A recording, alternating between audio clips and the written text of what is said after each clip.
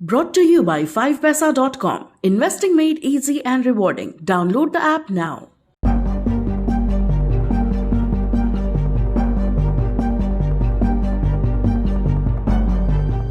RBI की monetary policy committee की बैठक 6 जून से शुरू हो गई है। 8 जून को एमपीसी की बैठक के नतीजों की जानकारी आरबीआई गवर्नर देंगे। पिछली बार मई में अचानक हुई एमपीसी की बैठक के बाद आरबीआई गवर्नर ने रेपो रेट को 40 बेसिस पॉइंट्स बढ़ा दिया था। जिस तरह से सरकार की तमाम कोशिशों के बावजूद अभी तक भी महंगाई दर कंट्रोल में नहीं आई है, उसे देखते हुए अनुमान है कि आरबीआई इस बार फिर से रेपो रेट को 40 बेसिस पॉइंट्स तक बढ़ाने का फैसला कर सकता है। लगातार बढ़ती महंगाई की वजह से पिछली बार रेपो रेट को 4% से बढ़ाकर 4.40% कर दिया गया था। रेपो रेट बढ़ने के बाद होम, ऑटो और पर्सनल लोन समेत तमाम तरह का कर्ज महंगा हो गया है। ऐसे में अगर फिर से रेपो रेट बढ़ती है तो सभी तरह के लोन की ब्याज की दरों में और इजाफा हो सकता है। रेपो रेट में बढ़ोतरी के बाद बैंकों के लिए कर्ज की ब्याज दरों को बढ़ाना जरूरी हो जाता है, क्योंकि रेपो रेट वो दर है जिस पर आरबीआई बैंकों को कर्ज देता है। बैंक इसी कर्ज से ग्राहकों को लोन देते हैं। रेपो रेट ज्यादा होने का मतलब है कि बैंक से मिलने वाले कई तरह के लोन महंगे हो जाएंगे।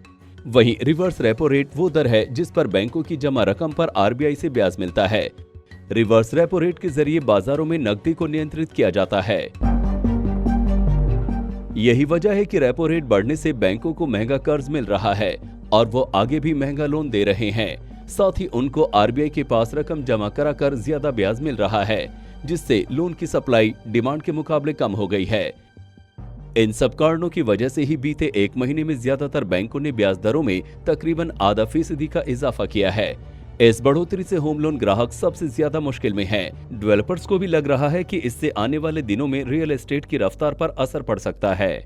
इकोनॉमिक ग्रोथ को बनाए रखने के लिए और महंगाई को कंट्रोल करने के लिए आरबीआई इस बार रेपो रेट में 25 से 35 बेसिस पॉइंट बढ़ा सकता है।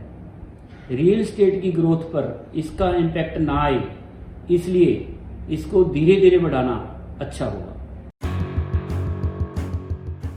कर्ज महंगा होना तो तय है, लेकिन इस फैसले का एक सुखद असर महंगाई में कमी के तौर पर भी सामने आने की उम्मीद है। हालांकि महंगाई घटाने की ये तरकीब ग्रोथ के रास्ते में भी ब्रेकर बन सकती है, इसलिए जल्द से जल्द महंगाई घटाने के कम जोखिम भरे रास्तों को खोजना जरूरी हो जाएगा।